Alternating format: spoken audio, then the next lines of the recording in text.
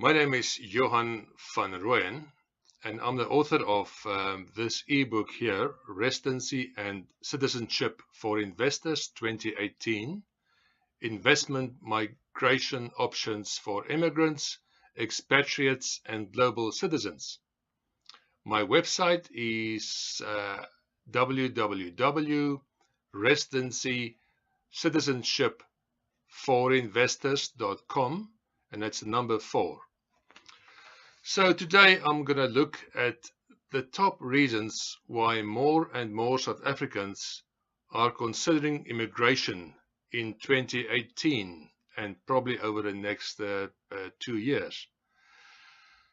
According to official statistics, about 500,000 white South Africans have left the country over the past 30 years.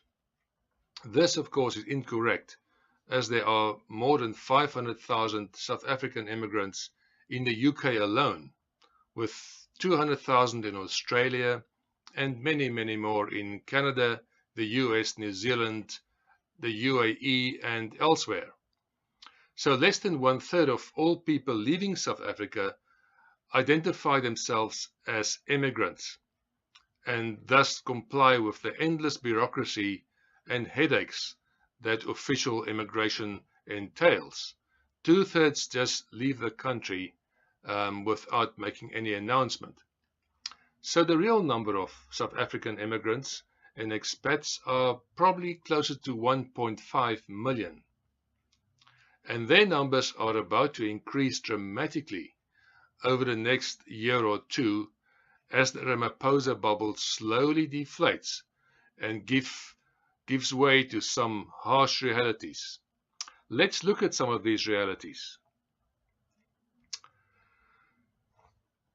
Firstly, contrary to the popular belief, and despite the countless selfies with fellow joggers, Ramaphosa may not necessarily be South Africa's new savior, at least not in the sense of a Nelson Mandela in 1994. Ramaphosa may have good intentions. He's a capable politician and a businessman and already has made major strides forward. But remember, he was elected as the ANC president only by the smallest of margins and has to deal with a deeply divided party with 49% supporting the continuation of the Zuma-era kleptocracy. Ramaphosa is already hamstrung by having to keep several Zuma-appointed, Gupta-tainted ministers in his cabinet. This is in addition to the many compromised bureaucrats also kept in power, such as the head of State Security, Arthur Fraser, and the head of the NPA, Shaun Abrahams. So far, only Tom Moyane, the head of SARS, has been suspended. As a result, Ramaphosa has little choice but to support the radical economic transformation agenda, such as land expropriation without compensation, nationalization of the Reserve Bank, and free university education for all, irrespective of whether the country can afford this. 2. The ANC is being dragged to the left by the economic freedom fighters, a party whose extreme racist and populist Marxist ideology has the potential to cause extreme disruption and potentially a civil war. Firstly, it's forcing the ANC to move further towards the left and away from 3 decades of centrist pragmatism. Secondly, the EFF's potential to create havoc is huge should the party merge with the ANC or become part of a governing coalition in 2019, following a recent open invitation by both David Mabuza and Ramaphosa. The EFF's dangerous and overt racism in fact presents an existential threat to the white population. Its hate speech is laced with genocidal intentions, such as Julius Malema's utterance that we are not calling for the slaughtering of white people, at least for now. 3. The largest push factor right now is the threat of expropriation without compensation. According to Julius Malema, who introduced the bill in Parliament, this means the expropriation of all land, which means that no private ownership of land will be allowed and that landowners will only have a 99-year leasehold.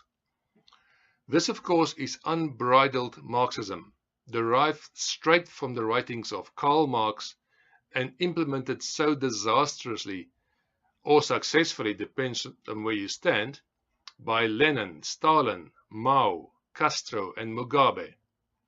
While it's not sure that the ANC, who supported Malema's bill, envisaged expropriation in quite such radical terms, should the bill be implemented as Malema has suggested, the consequences will be disastrous. Private land technically will have no financial value to its current owners, neither to be sold or inherited. Not only would it lead to massive destruction of wealth, but commercial banks will most likely also go bankrupt, and foreign investment will come to a almost complete and abrupt end. In fact, foreign investment will collapse long before the bill is even finished being debated, as is evident right now. To make matters worse, uncontrolled land invasions and illegal land occupation, such as happening in Hermanus and elsewhere in the country, are going to become the norm, with the government unable or unwilling to effectively counter it, despite of Ramaphosa's assurances. 4. South Africa remains one of the most unequal societies on earth. To compensate, the ANC, reverting to its socialist roots, is hell-bent on dragging everyone down to the lowest common denominator through extreme wealth and estate taxes, land expropriation, and more. This kind of invective can only end badly for the middle upper income classes, still mostly white, as they see their wealth being expropriated legally through increasingly heavier tax burdens and constitutionally sanctioned wealth grabs. The ANC government increasingly is focusing on radically increasing taxes on income, inheritance, wealth, and trusts, as is evident in the increase in tax on family trust at a rate of 45% for any income earned and an effective 36% capital gains tax. 5. South Africa remains one of the most violent and corrupt countries in the world. It has the 19th highest murder rate in the world, with about 31 murders per 100,000 people and close to about 20,000 murders per year. Also, the massive corruption and state capture have not ended with the departure of Jacob Zuma, a few cabinet ministers, and the Guptas. Corruption is endemic, starting with the remaining Zupta loyalists, which Ramaphosa chose not to fire, to provincial governments, to parastatals, and city and town councils. It is estimated that corruption cost South Africa's gross domestic product at least 27 billion rands annually and about 700 billion rands in state funds since 1994. 6.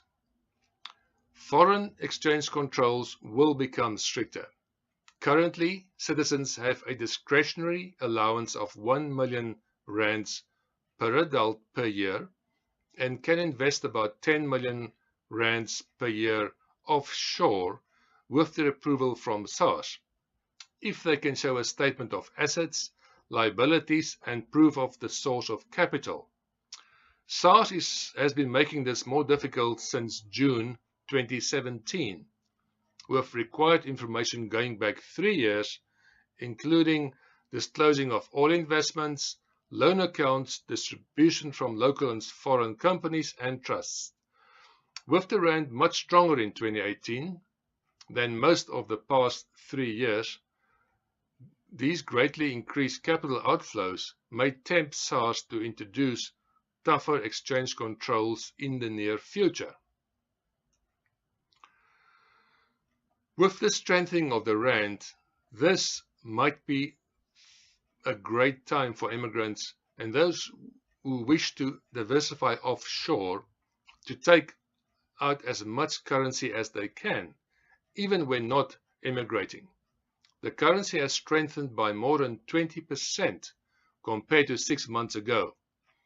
And with the Ramaphosa euphoria now settling down, it is probably as strong as it will probably ever get again. This means that taking funds out of the country has become 20% cheaper, and instead of getting only $69,000 for $1 million, you will now get $85,000.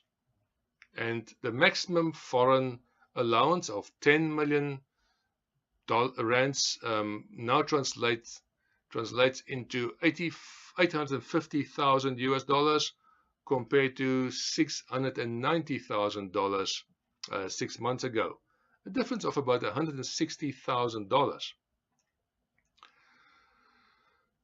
So apart from the obvious push factors as I discussed previously, what are the pull factors and the benefits of immigrating, or at least acquiring a second passport?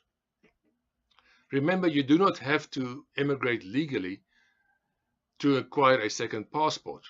As long as you have permission from the South African government, you can get a second passport without any problems.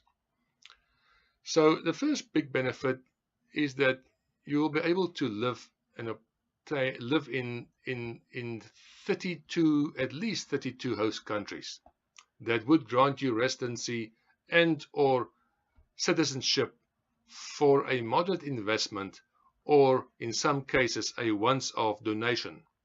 Whether you choose residency or citizenship, in most cases you can settle, work, receive social benefits, and run a business in almost all of these host countries.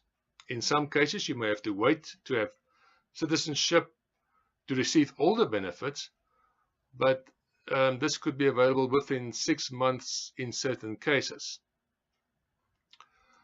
The passport option will also give you full citizenship rights, except voting rights in a few cases, and visa-free travel to anything between 120 countries to up to 165 countries. This is a huge benefit for those South Africans wanting a more powerful passport than the Green Mamba, which has access to only 96 countries without visa restrictions. So you can say goodbye to the exorbitant fees and hours and days long lineups at Schengen consular offices. Also, in most cases, taxes are much lower than in South Africa.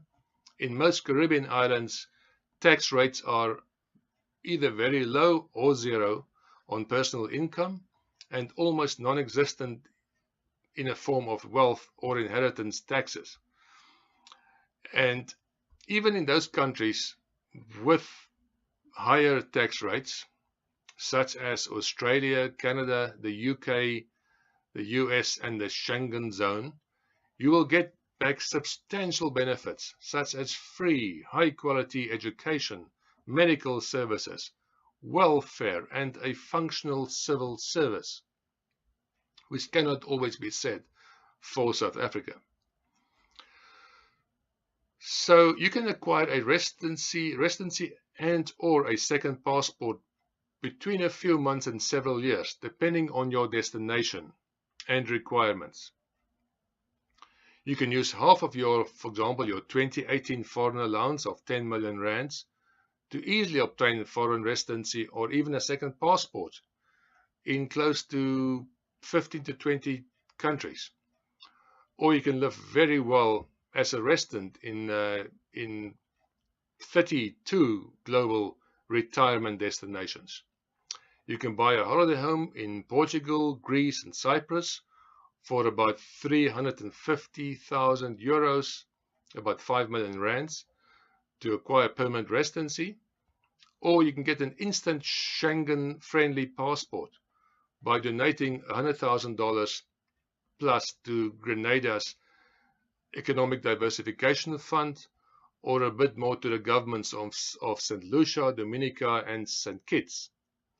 Or otherwise simply provide proof of an income of about $2,000 per month, or 24,000, 20 to 30,000 rands per month, to obtain permanent residency in Uruguay, Panama, Costa Rica, Belize, or Thailand. So even if you do not want to leave South Africa right now, perhaps you want to give Ramaphosa a chance, a second passport is the ultimate 21st century insurance policy in case things go the way of Zimbabwe or Malema gets his way. Thank you.